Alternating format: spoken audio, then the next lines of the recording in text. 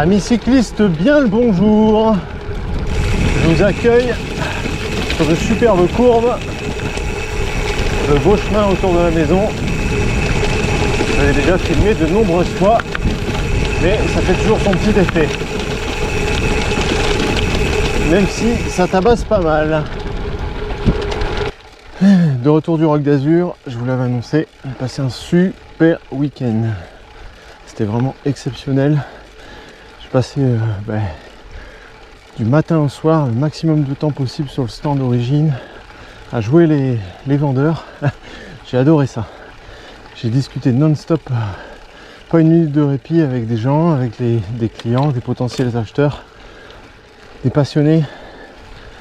J'ai pu retransmettre avec passion mes aventures, mon expertise entre guillemets. Disons que j'ai 5000 km au guidon de ce Grax pour 100 000 mètres de D+. Donc ça va, je commence à connaître le sujet. Bref, tout le monde était ravi. En plein trial là. Waouh, waouh, waouh. Oh là là, quelle galère. Ah, c'est bon, c'est passé. J'ai passé le plus dur. Quoique. Oh là. Oh, la chute. Ça va, j'ai mis la main. Gros dévers ici, évidemment on ne voit pas sur la caméra. Le pneu avant n'a pas tenu le dévers. Le dévers, pour ceux qui ne savent pas, c'est une pente et qui vient du côté. Ça s'appelle une montée. Ça s'appelle une descente. Et quand ça vient comme ça ou comme ça sur les côtés, ça s'appelle un dévers.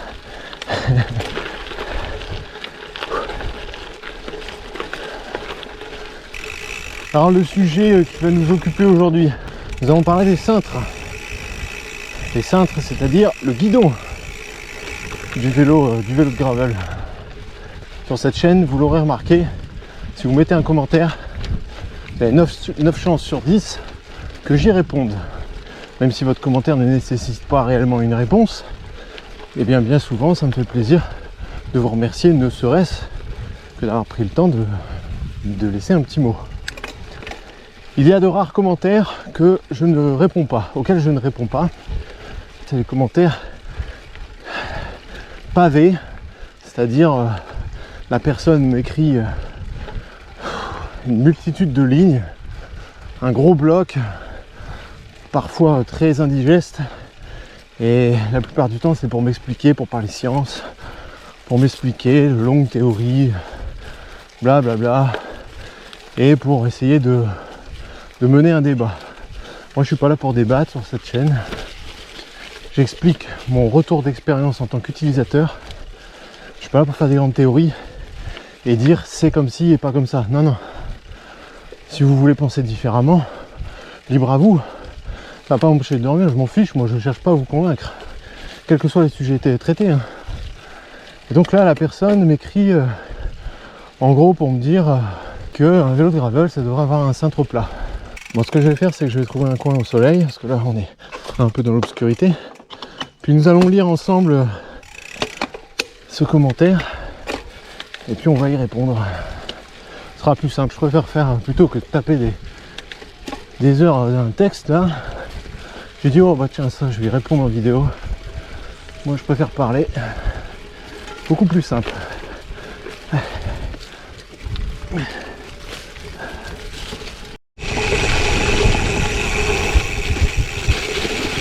Vous voyez sur ces images, vous avez déjà quelques éléments de réponse quant à la question de l'utilité d'un cintre typé route.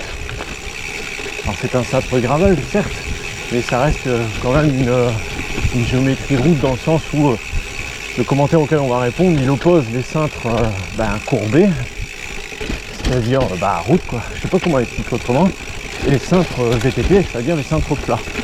Et là déjà vous avez déjà quelques éléments de réponse, même si j'en ai déjà parlé. Hop. Ah ça remonte au taquet, allez c'est bon ça fait. Donc il y a vraiment un truc que je trouve insupportable en gravel, J'ai un cyclocross, bref, c'est pas l'histoire, voilà ce qui me marque. C'est la position en descente. Autant en cyclocross, on peut se permettre l'inconfort de la position en descente avec le freinage aux cocottes. Le freinage aux cocottes, j'illustre en même temps, c'est ici. Mais en gravel, qui est une discipline plus cool, ben non, mais ça c'est toi qui le dis déjà, je ne comprends pas l'intérêt du cintre route. C'est hyper désagréable en tout chemin, voire en tout terrain. Oui, je pense qu'on est dedans là. De freiner avec les mains sur les cocottes. J'ai jamais dit qu'il fallait freiner avec les mains sur les cocottes. Et si vous regardez bien, je ne freine même jamais avec les mains sur les cocottes. Et si on met les mains en bas dans de la pente, c'est-à-dire là en bas, c'est là où moi je les mets, on met une énorme contrainte sur les cervicales. Ben non, c'est pas mon cas non plus. C'est pas du tout ergonomique. Bon, en gros, là où je veux en venir, c'est qu'un cintre plat comme le VTT, c'est plus pertinent. On perdrait pas grand chose sur la route. Et j'ai jamais compris le délire de ces cintres route avec du flair. Alors là, tu t'attaques à un sujet qui m'est très cher. J'aime beaucoup, moi, le flair sur un cintre. Donc le flair, je rappelle, le flair, c'est l'évasement du bas de cintre qui s'écarte sur les côtés. Et alors là, j'adore la dernière phrase. D'ailleurs, fait amusant, chez Specialized France, ils sont plusieurs à utiliser le cintre gravel, cintre plat. Et ben, si Specialized de France l'utilise, alors dans ce cas-là, on va se taire et puis on va dire amen. Non, mais sans rire, qu'est-ce que j'en ai à faire de ce que Spe il utilise? Depuis quand c'est Spe qui fait la loi? Qu'est-ce que c'est que cette histoire? Qu'est-ce que c'est que cette justification? Oui, Intel l'utilise. Ils utilisent tous ça, hein, donc bah ouais, ben ça me fait une belle jambe, tiens. Bon, et je me moque pas. Je suis toujours bienveillant. Je vais expliquer un petit peu les choses. Et puis je remercie d'avoir mis il n'a pas mis son prénom, c'est un pseudo, je sais pas trop quoi là. Mais je remercie cette personne d'avoir mis ce commentaire. Ça permet d'ouvrir une discussion, même si bon, il y avait des manières plus cool de le dire que d'essayer d'imposer un point de vue. Alors déjà on va essayer de trouver la bonne trace. Regardez comment je tiens mon cintre. Là on est en descente. Et comment je le tiens? Ben, je le tiens en bas. Et vous me verrez toujours en descente, sauf de rares cas. Mais la plupart du temps en descente, j'ai toujours les mains en bas. Est-ce que j'ai pour autant les cervicales déglinguées? Non. Alors ça c'est grâce à deux choses. Premièrement, la spécification d'un cintre gravel. Alors déjà ce qu'il faut comprendre, c'est sur un cintre route, ça, vous voyez c'est écrit sur les spécifications lorsque vous choisissez un cintre sur internet par exemple. Ça, c'est ce qu'ils appellent, les mots anglais, c'est le reach, R-E-A-C-H. C'est la longueur, si on peut dire comme ça. Donc ça, c'est la largeur du cintre. Ici, c'est la longueur, si on peut dire, vous voyez, entre le haut du cintre et puis le maximum de la courbe, donc ça. Et le drop, c'est le deuxième mot à retenir, c'est la hauteur de la descente. La hauteur de la descente, je sais pas si ça se dit, c'est en français. Mais c'est ça en fait. Vous comprenez ce que je veux dire? Et donc un cintre route, ça n'a pas tout à fait la même géométrie. Un cintre route, il aura un reach parfois plus long, plus grand, et un drop significativement beaucoup plus important. Et donc l'intérêt d'un cintre gravel justement, c'est qu'il y a très peu de drop. Alors le reach on y reviendra, mais il y a très peu de drop. Vous voyez là, ça c'est très peu. Mon cintre route descend jusque là au moins. Donc le fait qu'il y ait très peu de drop, eh bien, ça permet que lorsque vous passez d'une position cocotte à une position main en bas, bien, vous n'avez pas à descendre loin dans le cintre, loin dans les barres. Si vraiment sur un cintre route il y a un drop énorme, bon, vous sentez une énorme différence entre la position cocotte et la position en bas, ça vous fait pas mal de centimètres. Un cintre gravel déjà, ce sera beaucoup moindre. Je suis mangé à bête là. Ce sera beaucoup moindre. Donc il n'y a pas de raison de se flinguer les cervicales pour autant. Et deuxièmement, si tu te casses les cervicales, c'est peut-être que tu as choisi de mettre ta potence trop basse. Regardez, moi j'ai un cône de compression très important, il doit bien faire 2,5, et j'ai deux entretoises de 5 mm en dessous de la potence. Et au-dessus, j'ai gardé une entretoise d'1 cm. Si j'avais voulu une position plus agressive, j'aurais repassé les deux entretoises d'ici au-dessus et j'aurais baissé d'autant la potence. Et je peux même encore changer le cône de compression et mettre un cône plus petit. Tout ça pour dire que si je la mets trop basse, effectivement, je vais commencer à me retrouver beaucoup trop vers l'avant, très penché. Alors c'est sûr, c'est très sportif, c'est très agressif, mais forcément il faut la souplesse nécessaire, que ce soit au niveau du cou, du dos, etc., etc. Donc ça se fait très bien sur des petites sorties ou autres, il n'y a pas de souci. J'ai déjà eu des positions plus agressives, ça m'arrive de la changer. Et voyez-vous, avec l'âge, j'ai plutôt tendance à les remonter. À remonter mes hauteurs de potence. Bon, là, je me suis encore fait piéger, je le savais pourtant que ce chemin était foireux, parce qu'il ne débouchait sur rien, et je me suis encore fait avoir. Je m'en souvenais plus au moment où j'ai mappé, et là je viens d'arriver dans la clairière, et bien évidemment, il n'y a rien du tout, il n'y a pas de chemin. C'est un peu agaçant, mais bon. Et là, j'ai les mains en haut sur les cocottes, et je me sens pas à l'aise du tout. Donc j'aimerais bien les descendre, mais c'est délicat pour lâcher le cintre. Hop, j'en descends une, et voilà, je descends la deuxième. Ok, on est bon là. Parce que là, je vois pas du tout, ici un gros trou, je passe par-dessus. Hein. Ah, je disais quoi? Ben oui, regardez là, je suis descendu dans le cintre, et je n'ai pas descendu de beaucoup pour autant, parce que j'ai un cintre adapté à la pratique. Donc non, je ne suis pas d'accord, on va pas se flinguer les cervicales, parce qu'on a une position basse sur le cintre. Il suffit d'avoir un cintre adapté. Et maintenant, il faut que je réussisse à descendre. Oh là là, qu'est-ce que je fais là?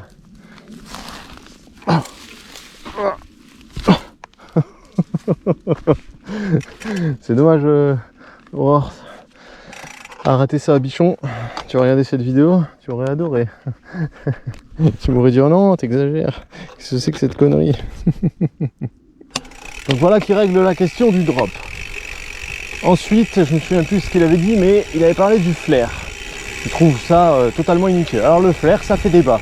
Pour en avoir parlé ce week-end avec Axel Carion, qui a une chaîne YouTube, les Bikingman, tout ça, on a pas mal discuté, et je sais plus pourquoi on a parlé de ça, son cintre, parce que lui il avait ramené son vélo sur le centre. Ouais, c'est joli là. Et il me disait que lui il aime pas du tout, il a déjà testé avec beaucoup de flair et il voit pas l'utilité.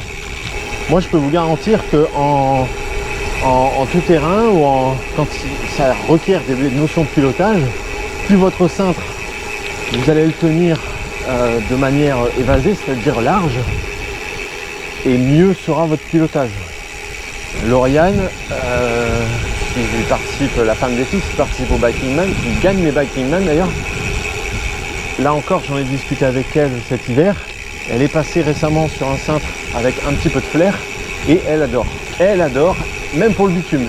Elle m'a dit ça lui change la vie dans les descentes et elle descend beaucoup mieux, même les descentes bitumées.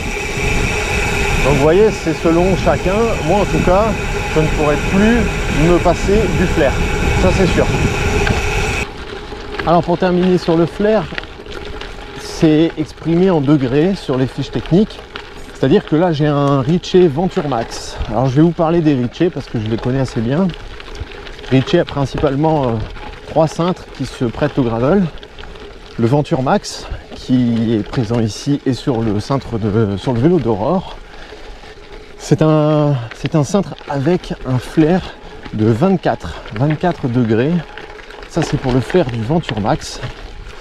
Ritchey fait également le cintre Beacon, B-E-A-C-O-N.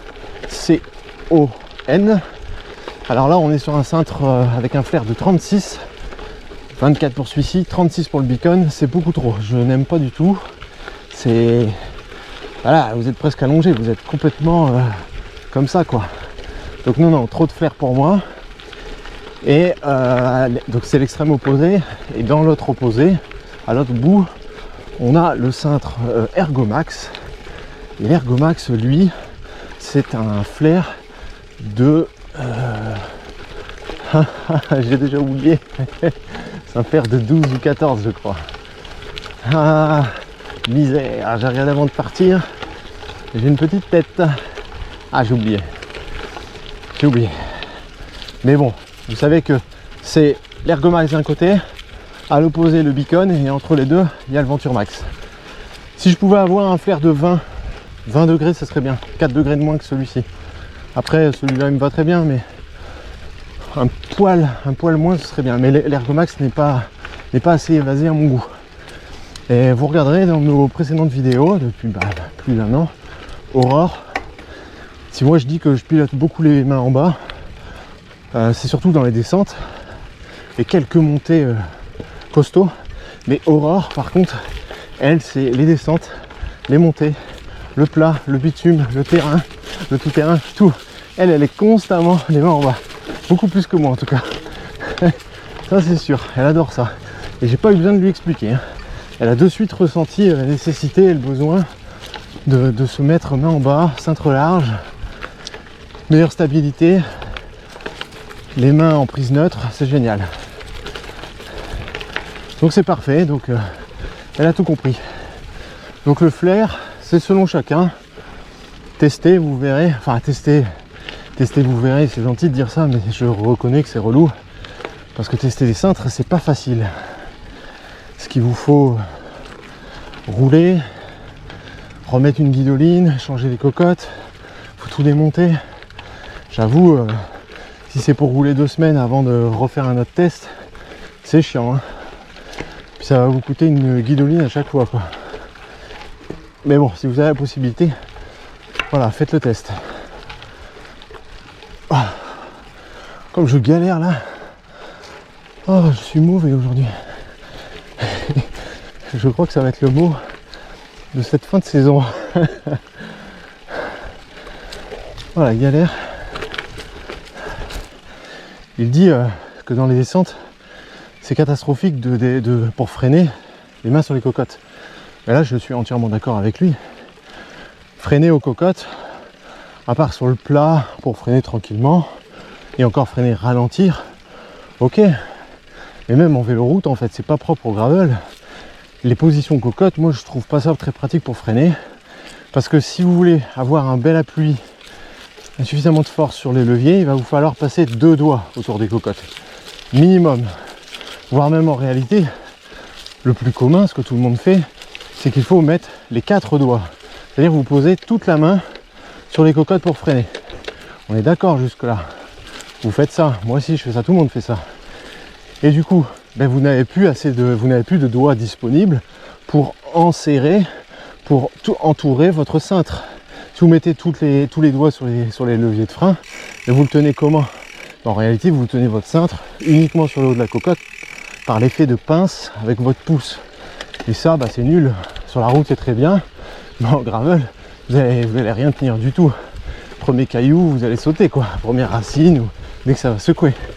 Donc évidemment qu'il ne faut pas freiner en descente en tenant les cocottes. Là je suis entièrement d'accord. En descente, moi je suis là en bas. Je suis dans les courbes du cintre, là en bas. Et je voulais en faire une vidéo comment freiner en gravel. C'est pas grave, je vais donner la réponse tout de suite, même si je pourrais faire une vidéo dédiée avec davantage d'astuces. C'est que pour moi, et je l'ai appris à Aurore dès le début ça, c'est que pour moi sur un vélo, il faut freiner avec un doigt, un seul doigt. Pas 2 doigts comme je le vois trop souvent. Vous voyez, les gens prennent le cintre, je vais pas réussir à vous le filmer comme ça, et ils freinent avec 2 doigts. Je sais pas si on voit, c'est compliqué à filmer seul, ce genre de choses. Et donc moi j'ai appris à Aurore, je lui ai dit dès le début, prends la bonne habitude, sinon après ça va être galère pour changer tes réflexes, mais freine avec un seul doigt. Lorsque vous avez des freins bien réglés, avec le câble qui coulisse bien dans la gaine, ou si vous êtes en frein hydraulique, il n'y a pas de raison, vous n'avez pas besoin de 2 doigts pour appuyer dessus. Pourquoi je dis ça? Parce que si vous mettez qu'un seul doigt, ça vous laisse donc, vous voyez, imaginez je suis en bas du cintre, j'ai 3 doigts et un seul doigt qui fait gâchette. Et ça vous laisse 3 doigts libres pour tenir fermement votre cintre. Et ça fait une énorme différence pour piloter quand ça tabasse. Parce que si vous mettez 2 doigts sur le levier de frein, il vous en reste plus que 2, et c'est pas les 2 plus puissants, pour tenir le cintre. Et là, ça peut être galère. Donc vous mettez qu'un seul doigt sur les leviers de frein, et c'est tout, il y en a largement assez. En route aussi, mais c'est moins grave. Mais en gravel, un doigt sur les freins uniquement. Et tous les autres doigts avec le pouce en opposition servent à entourer fermement le cintre. Tout simplement. Donc oui, je suis d'accord avec toi. ami cycliste là, qui a laissé un commentaire, on ne freine pas aux cocottes. Alors moi je le conseille pas du tout. Si vous voulez le faire, faites-le. Moi je donne pas d'ordre, hein, vous savez. Je vous dis ce que je trouve être le mieux. Donc on est en bas et on freine là. Et sur la route, pour s'arrêter un stop tranquillement ou autre, oui, vous pouvez mettre les mains aux cocottes comme ça. Il n'y a pas de souci. Et enfin, pour terminer, la position haute, celle-ci, bien jamais en courbe, évidemment. C'est bien pour les lignes droites, c'est bien quand on roule un peu cool ou quand on roule fort mais en montée. Pour récupérer, ça marche aussi. En montée, ça vous donne une position un peu plus haute. C'est pas mal. Donc là, il y a deux écoles. Si vous êtes tranquillement, sans vous affoler, vous n'êtes pas obligé de passer le pouce, vous pouvez le poser. Ou si ça tabasse un peu plus, ou si vous n'êtes pas très serein, passez le pouce. Il n'y a aucun souci pour ça.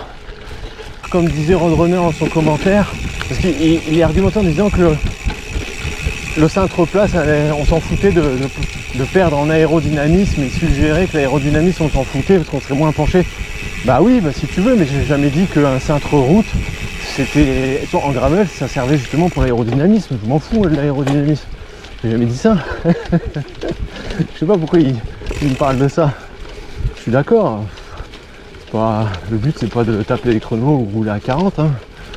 Moi si je me mets en bas, c'est pas du tout pour moins prendre le vent. Hein. Je m'en fous de ça. Si je veux moins prendre le vent, bah déjà je roule avec un maillot collant près du corps. Je roule pas avec une chemise, une chemise de randonnée ballante qui bat au vent. Déjà ce sera mieux si je veux pas prendre le vent. On a parlé du flair, je vous ai expliqué pourquoi moi je pensais que le flair c'était important. Vous voyez de face, on voit, hein, la caméra déforme énormément je sais, mais on le voit, ça suit plus ou moins l'alignement de mes cocottes, les leviers de frein, parce que du coup, comme vous avez du flair, par conséquent vous mettez les leviers un peu inclinés également. Donc on a parlé du flair, on a parlé du fait que freiner aux cocottes c'était pas ouf, ben, je suis d'accord avec lui. Et ah oui, ben voilà, alors on va conclure là-dessus. Il disait qu'un cintre plat serait mieux. Eh bien, je vais lui raconter une anecdote que j'ai vécue ce week-end avec une cliente. Je voulais pas me filmer de face parce que j'en vois pas trop l'intérêt, mais bon, c'est pas grave, au moins comme ça va diversifier les plans de cette vidéo. Je discutais avec une cliente ce week-end, je lui faisais essayer un vélo sur le stand. Et puis la dame n'était pas très à l'aise avec le vélo, elle débutait un peu, elle avait peur de rouler devant tout le monde, tout ça, bref. Je lui fais essayer et puis je vois bien que sur les 20 mètres qu'elle essaye, ça guidonne beaucoup, ça part dans tous les sens. Et je lui dis, vous n'êtes pas très familière avec le cintre route, est-ce que vous voulez essayer un cintre plat peut-être? Et là elle a une remarque très juste, parce que c'était pas une obligation de ma part, c'était une suggestion. Elle a eu une remarque très juste, elle me dit, ah non, je préfère apprendre directement sur un cintre route, parce que le cintre route, ou gravel, peu importe, c'est pareil, ça m'offre plus de possibilités pour changer mes positions de main. Et c'est vrai, elle a raison. Elle me dit, comme ça, je peux mettre les mains là-haut, je peux mettre les mains en prise, donc ça s'appelle la prise pronation, parce qu'en musculation, c'est comme ça que ça s'appelle. Les paumes vers le bas, c'est pronation. En prise neutre, c'est-à-dire aux cocottes, et en prise neutre aussi, mais plus bas, dans le cintre, quand on plonge dans le cintre, c'est-à-dire en bas, dans les drops.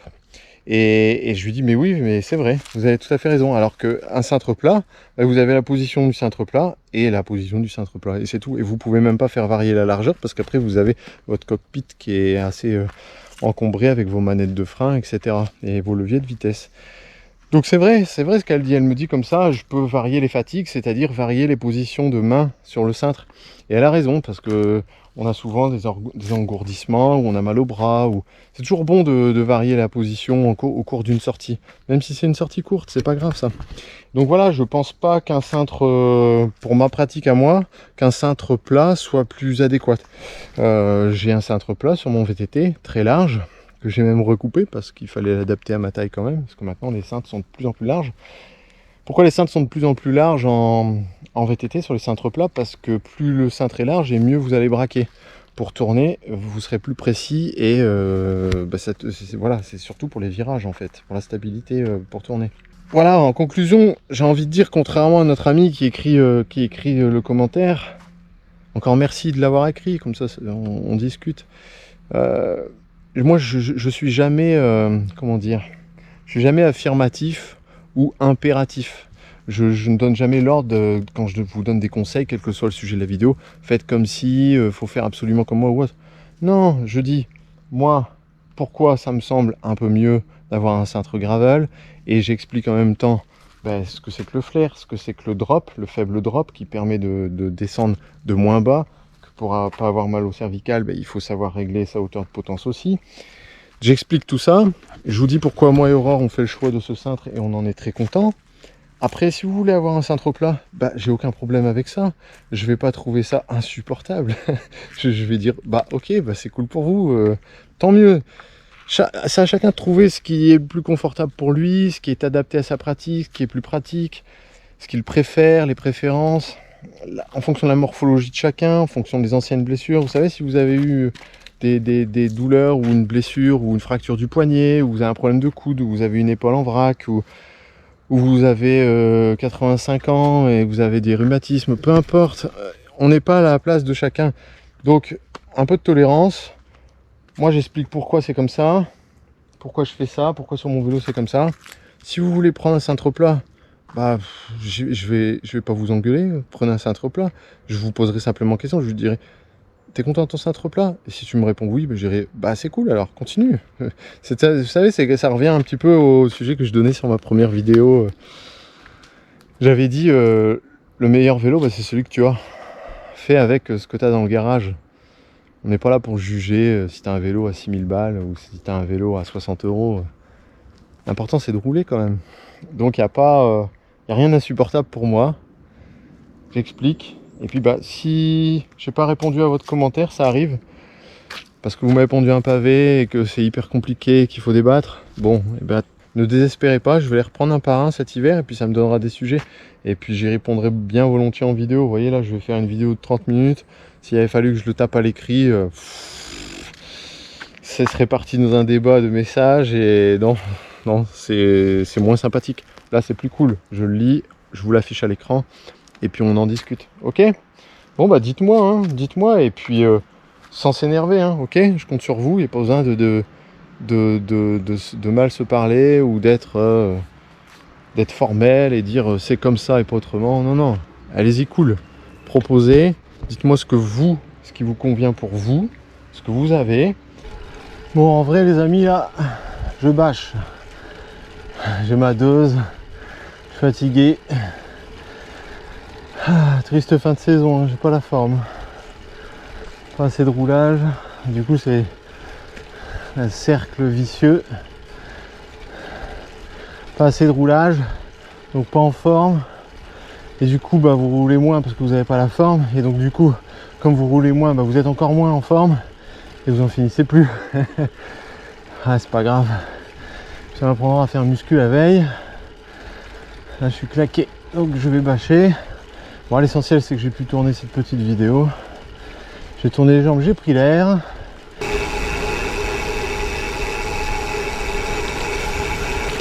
Bon, et bien écoutez, je pense qu'on va se quitter là pour aujourd'hui. Je vais laisser défiler la caméra. Il reste encore quelques sections intéressantes. Et puis je vous mets la musique comme d'habitude. Pensez à vous abonner. Laissez-moi des commentaires courts. J'y répondrai à l'écrit aussitôt. Un peu trop long. Et bien pourquoi pas, je vous répondrai en vidéo cet hiver. Je vais faire ça, je vais reprendre dans YouTube, je peux voir les commentaires auxquels je n'ai pas répondu sur une année. Et donc je peux retrouver facilement ceux sans réponse et qui étaient sous forme de pavé.